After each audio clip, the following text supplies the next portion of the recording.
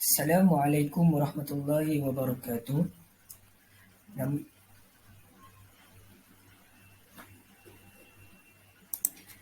Nama saya Muhammad Farhan Siddiqui bin Muhammad Zaini. Saya dari kelas T1S4.02. InsyaAllah hari ini saya akan membentangkan tajuk yang berkaitan kelebihan Rasam Osmani. Sebagaimana kita yang tahu, Rasam Osmani adalah satu penulisan Al-Quran ataupun kaedah pembelajaran ataupun pembacaan yang diriwayatkan daripada Nabi Muhammad SAW kepada para sahabat, dan Al-Quran kita guna sehingga kini merupakan kaedah pengajaran daripada Rasul Osmani dan penulisan yang kekal daripada perubahan-perubahan sehinggalah penulisan dan pembacaan yang kekal sehingga hari ini. Jadi kita akan pergi kepada kelebihan Rasam Osmani. Antara kelebihan Rasam Osmani adalah bersifat tauqifi daripada Rasulullah SAW. Rasam Osmani adalah sebahagian rukun bacaan Al-Quran, meliputi 7 huruf dan bertepatan dengan pembentangan terakhir. Mari kita lihat lebih detail antara kelebihan yang dinyatakan dalam slide tersebut. Yang pertama, bersifat tauqifi daripada Rasulullah SAW adalah Rasam Osmani ini merupakan satu kaedah yang diajar oleh Rasulullah SAW kepada para sahabat secara langsung. Ini bermakna Rasam Osmani ini sebenarnya datang daripada Allah SWT.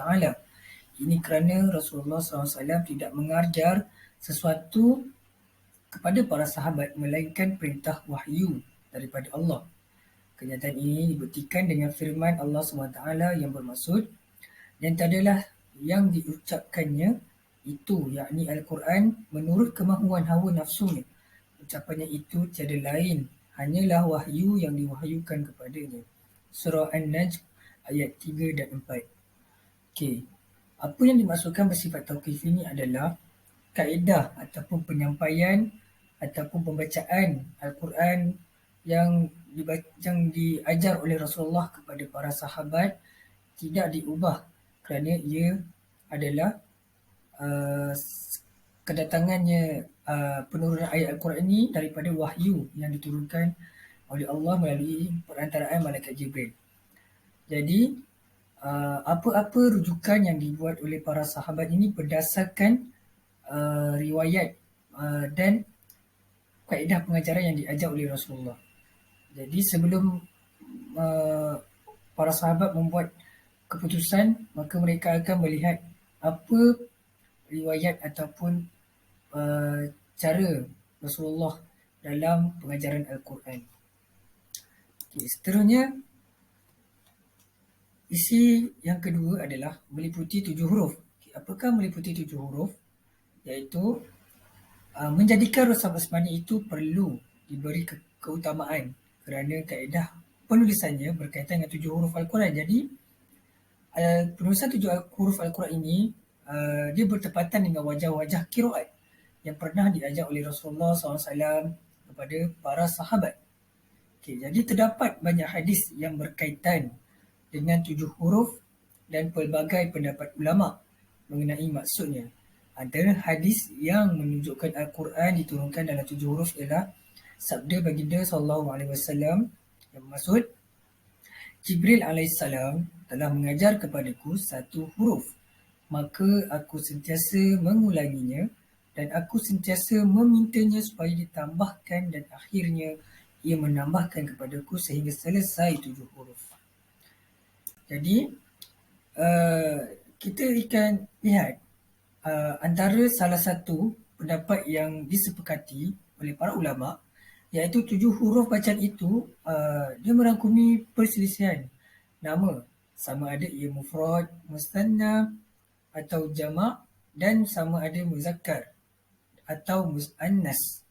Jadi bagaimana perselisihan yang berlaku dalam perbincangan para ulama meliputi 7 huruf ini adalah Perselisihan ni pada cara i'rab, pada cara tasrif, sama ada mendahulukan atau mengakhirkan sesuatu huruf atau satu kalimah. Okay. Perselisihan dari segi ibdal, perselisihan dari segi menambah ataupun mengurangkan suatu huruf atau kalimah, dan perselisihan pada lahjah sama ada tebal, nipis, tashil, ishmam dan sebagainya. Okay, jadi meliputi 7 huruf ini adalah berdasarkan kaedah yang diajar oleh Rasulullah dalam perbincangan para ulama ni, berdasarkan cara bacaan macam mana yang betul. Melihat dari segi lahjah, sifat huruf tersebut, sama ada perkataan tu macam mana kita nak baca. Jadi pelbagai perbincangan para ulama ni berdasarkan apa yang saya sebut, merangkumi contoh-contohnya yang dinyatakan seperti musanna, zama, muzakkar, muannas. Okay, dari segi ibdal, penambahan, pengurangan, tebal, nipis, ishmam dan sebagainya, itu adalah antara perbincangan para ulama yang meliputi 7 huruf. Okay, kita akan pergi kepada yang keempat, iaitu bertepatan dengan pembentangan terakhir. Apa yang dimaksudkan dengan bertepatan dengan pembentangan terakhir? Okay, terdapat satu lagi faktor yang menunjukkan bahawa proses Usmani ini sangat diutamakan dalam penulisan Al-Quran, iaitu ianya bertepatan dengan pembentangan terakhir Al-Quran oleh Rasulullah SAW bersama malaikat Jibril AS. Semasa Rasulullah SAW melakukan semakan terakhir Al-Quran di hadapan malaikat Jibril, salah seorang daripada sahabat Nabi, iaitu Zaid bin Sabit, turut hadir bersama-sama. Oleh itu, apabila beliau diberi tanggungjawab untuk menulis dan mengumpulkan Al-Quran pada masa Khalifah Abu Bakar dan Khalifah Osman, maka beliau menulis dengan berpandukan kepada apa yang telah beliau dengar semasa pembentangan terakhir tersebut. Sebab itulah Zaid tidak menulis ayat yang tidak dibentangkan semasa pembentangan terakhir dalam suhuf atau mushaf, kerana beliau menganggap ayat itu telah dinasahkan. Ini adalah sedikit mengenai bertepatan dengan pembentangan terakhir. Okay, kita akan lihat kelebihan Resam Usmani yang lain. Antaranya mudah mengingati bentuk bacaan. Itu yang kelima.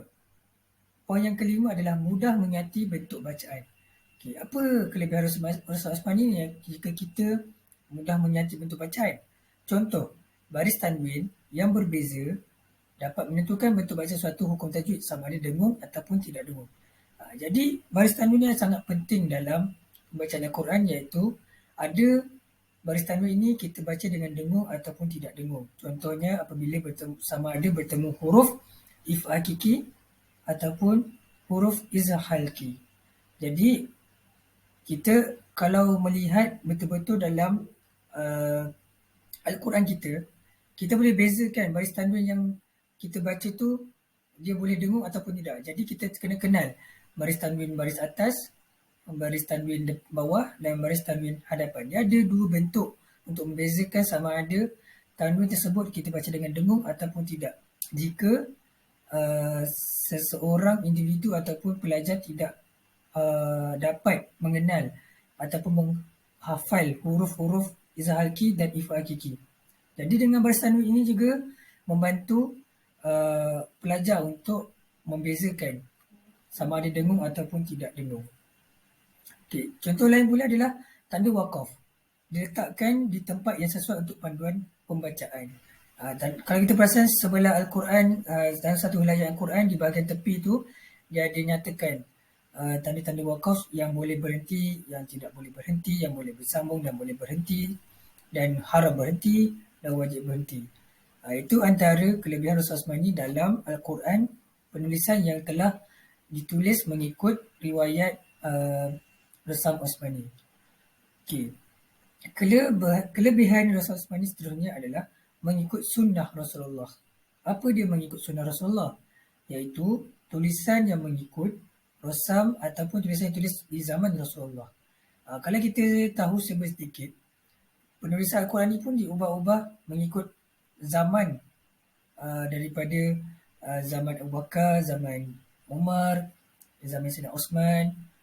Zaman Sayyidina Osman lah kebanyakannya perubahan dalam penulisan Al-Quran dan pengumpulan Al-Quran, dan berlaku pada zaman Umayyah pada pemerintahan Muawiyah bin Abi Sufyan, yang ditugaskan kepada Zaid bin Abi Sufyan sebagai Gubernur Basrah ni untuk menyelesaikan masalah dalam pembacaan Al-Quran dengan bantuan Syekh Abu Al-Aswad Ad-Du'ali.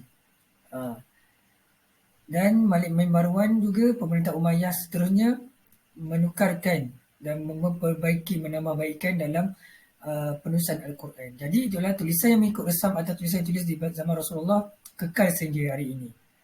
Okay. Seterusnya, kelebihan Rasul Asmani juga adalah kedudukan ayat terakhir dalam muka surat adalah teratur. Jadi setiap muka surat ni dalam mushaf Rasul Asmani diakhiri dengan ayat penuh, dan pembaca dapat memberhentikan ayat bacaan dengan baik dan selesa. Okay. Kalau kita lihat betul, helaian pertama sehingga helaian terakhir dalam Al-Quran, kita lihat ayat yang paling bawah sekali sebelum masuk muka surat sebelah mesti akan diakhiri dengan ayat yang ada tanda wakaf dengan nombor. Jadi teraturlah. Al-Quran Rasul Asmani ni penulisan dia sangat teratur dan memudahkan pembaca untuk membaca Al-Quran. Jadi satu helai muka Al-Quran, ayat paling bawah sekali akan diakhiri dengan satu ayat yang lengkap. Jadi pembaca akan dapat memberhentikan ayat bacaan dengan baik dan selesa. Okay. Yang seterusnya adalah dibaca berbagai qiraat. Tulisannya yang seragam dapat dibaca dalam berbagai-bagai bentuk qiraat, memudahkan semua hufaz membuat rujukan. Jadi kita belajarlah qiraat yang contohnya riwayat Hafs, riwayat Asim, Ubaidah bin As-Sabah, Syartibi dan sebagainya. Qiraat yang kita baca ni pun ada dalam Al-Quran Rasam Usmani. Okay, seterusnya, kelebihan Rasam Usmani ini juga mengikut sunnah Rasulullah, mengikut tulisan Al-Quran yang asal, boleh memahami makna yang berlainan dan tidak boleh terkeluar daripada maksud yang sebenar, memudahkan bacaan dengan wajah qiraat berbagai jenis-jenis bacaan sebagai hujah kepada bahasa Al-Quran fasih, dipersetujui oleh lebih 12,000 orang sahabat, salah satu dari mukjizat Al-Quran, bertepatan dengan riwayat bacaan mutawatir. Jadi kita tahu semua kelebihan Rasul Asmani ini adalah secara riwayat mutawatir, riwayat daripada Rasulullah kepada para sahabat, kepada para tabi'in dan sehingga para ulama-ulama dan kekal sehingga hari ini. Qiraat, cara pembacaan yang kita belajar hari ini pun semuanya daripada riwayat-riwayat Rasul Asmani. Dan ia sangat memudahkan dan sangat fahamlah bila kita nak baca Al-Quran Rasul Asmani ini. Okay. Seterusnya, kelebihan Rasul Asmani ini juga merupakan salah satu dari rukun bacaan Al-Quran. Ia berdasarkan kepada dalil-dalil yang kuat dan hujah-hujah yang jelas. Ditulis mengikut bacaan rawi, riwayat, dan mengandungi rahsia dari segi mengekal dan menggugurkan huruf. Kita lihat poin ditulis mengikut bacaan rawi ni, riwayat. Yang saya faham adalah kita tahu kita ni baca riwayat Hafs, Asim. Lepas tu kita punya Tariq dia adalah Ubaidah bin As-Sabah. Dan yang antara anak murid ataupun riwayat Tariq Ubay bin As-Sabah ini adalah Tariq Syartibi. Yang kita tahulah, yang paling famous. Kita tahu, kita baca mengikut riwayat tersebut. Qiraat yang kita belajar ni berdasarkan Tariq dan riwayat tersebut, riwayat Hafs dan Asim. Jadi itu adalah antara kelebihan Rasul Usmani. Kerana sebagai umat Islam ni kita perlulah wajib afdal mempelajari Al-Quran dan membaca Al-Quran dengan betul, tartil dan bertajwid.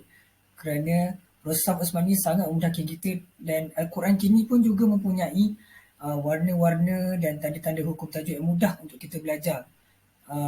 Dan tulisannya sangat mudah, iaitu tulisan khat nasah.